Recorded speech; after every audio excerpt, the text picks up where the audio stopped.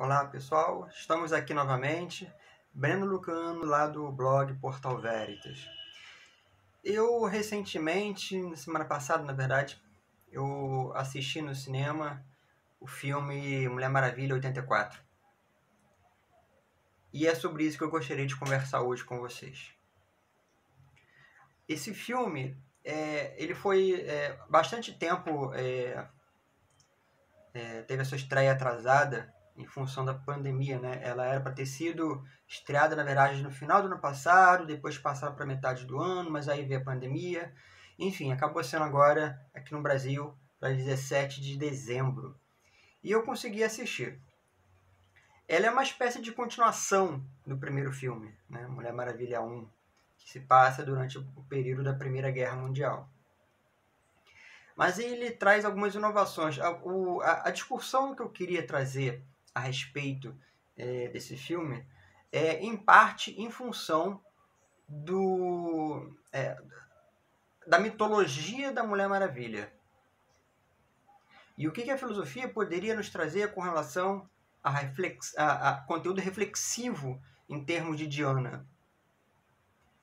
Assim como todos os personagens da DC, a Mulher Maravilha também possui uma mitologia própria e até explicitamente vinculada com a mitologia grega mesmo, né? Diana, a filha dos deuses, esculpida para proteger a Terra, isoladas do resto da humanidade numa ilha fictícia, Temícera, onde elas não têm, as Amazonas, não possuem qualquer tipo de contato com o mundo exterior, especialmente com os homens. Nesse filme especificamente, Mulher Maravilha 84, eu acho que nós podemos pensar algumas coisas aí a respeito. Por exemplo, assim,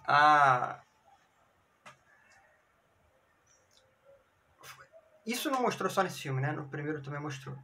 O laço de Hera, por exemplo, é uma questão bastante interessante na Mulher Maravilha. Porque, eu não sei se vocês sabem, mas a Mulher Maravilha ela é uma criação do mesmo cara que criou o polígrafo, né? O detector de mentiras. Então, ele transferiu para o personagem uma espécie de criação dele também, onde o laço da verdade seria a única forma de obrigar as pessoas a falar a verdade. Mas aí a gente começa a pensar sobre o que é verdade e que tipo de verdade que nós estamos falando. E por que é tão importante assim falar a verdade? Porque a nossa sociedade ela é marcadamente influenciada pelo cristianismo. Também pela deontologia de Kant, de onde provém esse fascínio pela verdade.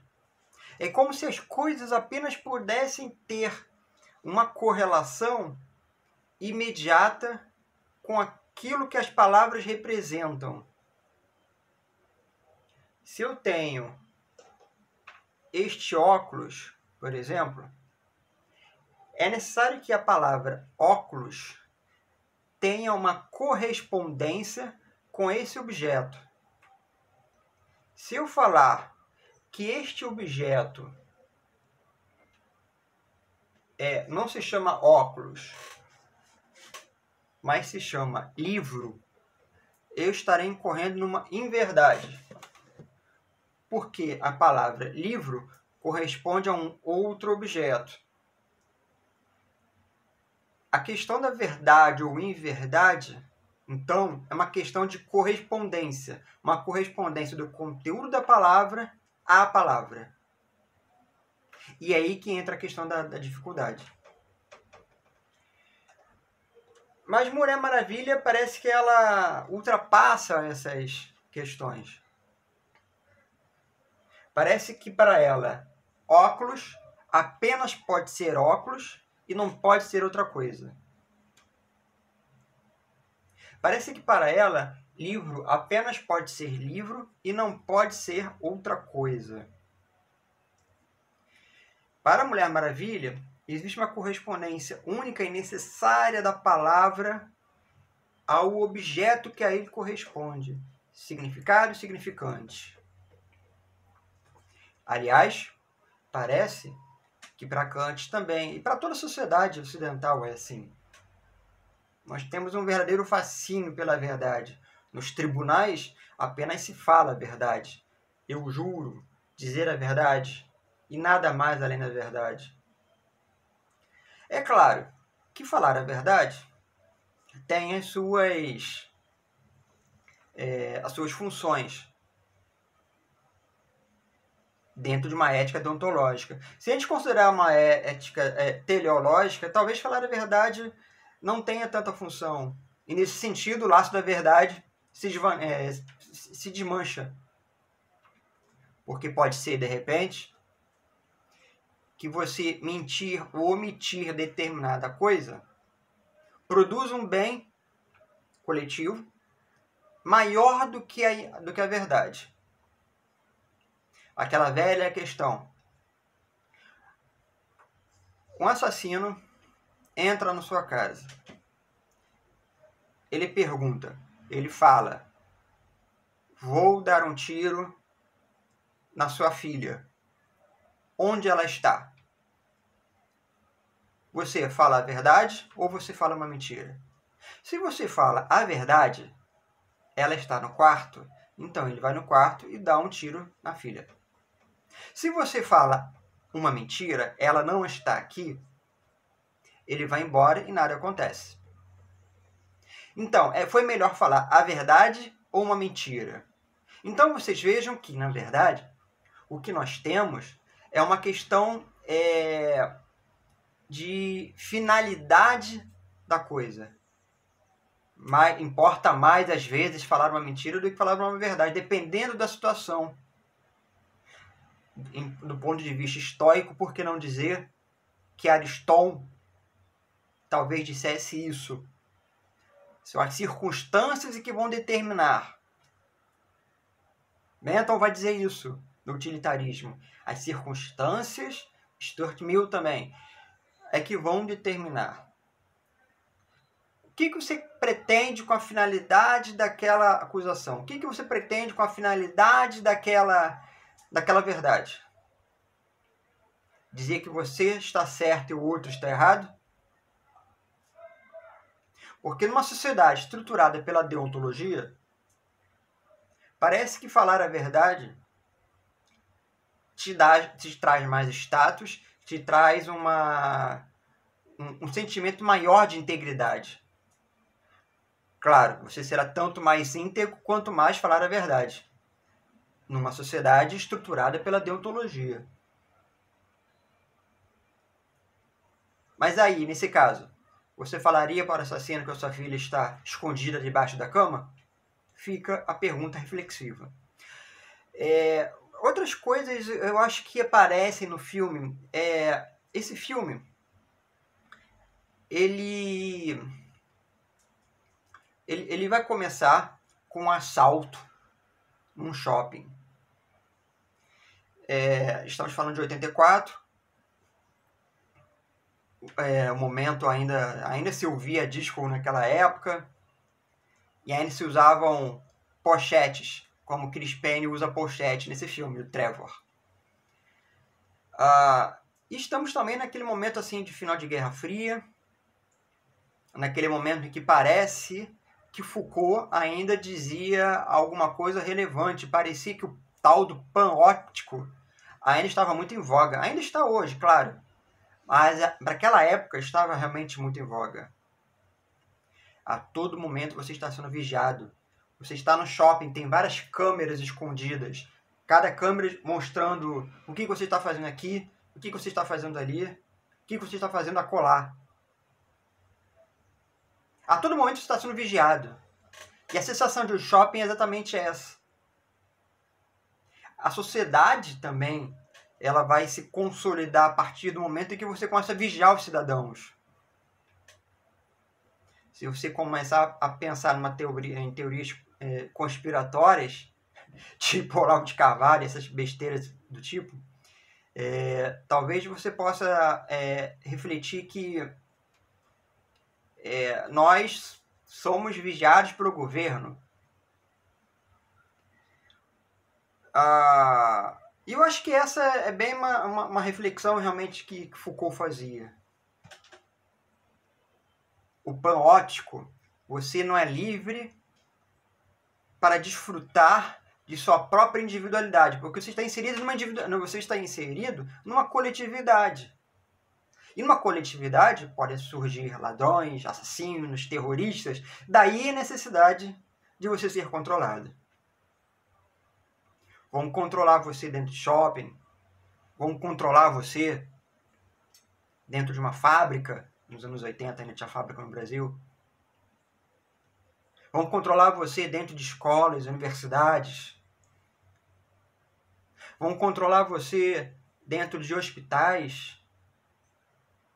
Nos hospitais, especialmente as grandes redes de hospitais, todas elas com câmeras. Os funcionários são controlados. Eles são obrigados a usar uniforme para padronizar. É necessário que você seja padronizado. E eu acho que esse realmente é bem o esteio de onde passa Mulher Maravilha 84. E nesse sentido aparece então o poderoso magnata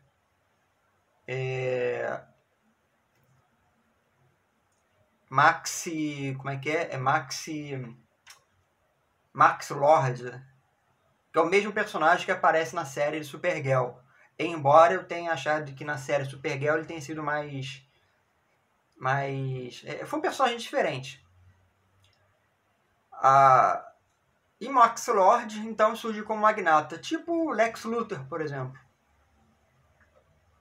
Só que com uma outra história, uma outra envergadura, outros contextos. E também uma das principais vilãs da Mulher Maravilha, Cheetah, Mulher Leopardo. E ali então elas descobrem uma pedra. Essa pedra é capaz de fazer com que os seus desejos se realizem. É como se fosse uma lâmpada de Aladim. Você esfrega a lâmpada, sai o gênio. E esse gênio realiza todos os desejos. É mais ou menos isso. E o que acontece? A reflexão do filme é que, na medida que os desejos vão sendo realizados das pessoas, Diana deseja que Trevor volte à vida. Ele retorna à vida. Embora lá no final ela tenha que renunciar a isso. Ela entende, novamente em termos estoicos, o curso da vida. O que passou, passou. Você não tem como voltar atrás. Em termos estoicos, Diana entende que a morte é um fator determinado pela natureza, pela physis. O Logos assim o quis. Dessa forma, também acontece com as outras pessoas. Todas elas possuem desejos realizados. Mas esse desejo, na verdade, se for um desejo aqui, um outro ali, embora tenha algumas consequências, imagina se for o desejo de todo mundo. Porque a questão não é desejar isso ou aquilo. No filme, qualquer desejo pode ser realizado. Quero ganhar na loteria. Mas se várias pessoas quiserem ganhar na loteria, o que acontece com a economia? Quero ser proprietário de uma ilha paradisíaca. Mas e o que acontece se todos quiserem ser proprietários de uma ilha paradisíaca? Novamente, a questão da coletividade. Porque na medida que todos têm os desejos realizados, todo mundo perde. E perde porque é impossível que todos tenham os desejos realizados sem colocar a própria civilização em risco. Em termos históricos, talvez fosse mais importante você se adequar às circunstâncias que acontecem do que você simplesmente desejar que as coisas aconteçam como você quer. É como aquele pessoal que vai na igreja e pede isso para Deus, pede aquilo para Jeová, pede aquilo outro para Alá ou para Buda. Ou você vai no terreiro de Umbanda, Candomblé, começa a fazer pedidos para os orixás, para fazer isso, aquilo. Mas, às vezes, Alá, às vezes, Buda, ou os orixás não respondem. Porque talvez não seja uma questão de você querer isso ou não, e não conseguir, porque às vezes, talvez seja realmente, em termos históricos, mais uma vez, seja mais importante fazer com que você repense a qualidade dos desejos. A questão não é desejar ou não desejar, mas ter qualidade nos desejos. Fazer com que os desejos não dominem o nosso modo de pensar. Essa é a crítica mais contundente dos estoicos. E olha que eu não estou nem falando em termos de indiferente preferível. Eu estou falando em termos mais genéricos possíveis. Ou seja, o núcleo da ação moral estoica é você dosar o desejo. Saber que alguns desejos não podem ser realizados e não devem. Aquela fulana pisou no meu calcanhar, eu vou ferrar com ela. Alguns desejos não devem ser realizados. Talvez você pudesse pensar, aquela fulana pisou no meu calcanhar. Mas talvez isso seja um indiferente. Tanto faz pisar ou não pisar. Eu acho que Mulher Maravilha tem isso para passar. Tem essas mensagens para passar. Fazer com que nós comecemos a pensar fogos. Com que nós comecemos a pensar sobre a qualidade dos desejos. Esperança é uma outra questão. Mulher Maravilha é uma personagem extremamente esperançosa. Talvez tão esperançosa quanto Superman. O Batman não. Batman todo mundo sabe que não tem esperança nenhuma na humanidade. Mas Diana foi esculpida pelos deuses para ajudar os homens na sua divina caminhada. Isso tem muito de Krypton também, né? O Superman também tem muito disso. Numa linguagem mais nietzscheana, talvez nós pudéssemos falar em espírito dionísico e apolíneo.